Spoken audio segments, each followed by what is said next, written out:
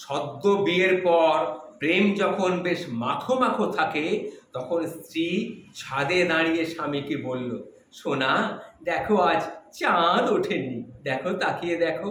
তখন তার স্বামী আদর করে বলল, চাঁদের কি দরকার সোনা, তুমিই তো সামনে আছো, চাঁদের গায়ে তো তবু দাগ আছে, তুমি একেবারে দাগহীন।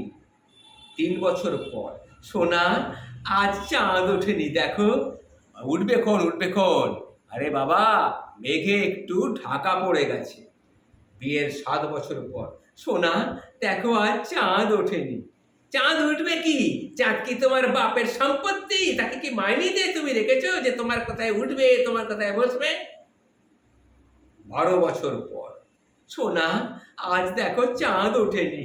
তখন সে নিজের মাথায় টাকে হাত বুলিয়ে বলছে, আমার এই মাথার সবকটা চুল খেয়েও তোমার তো শান্তি হয়নি কেন? এই চাঁদটাকে তুমি দেখতে পাচ্ছ না? ভালো করে তাকিয়ে দেখো, সব চুল উঠে গিয়ে মাথায় চাঁদ হয়ে গেছে, খালি চাঁদে চাঁদে চাঁদ।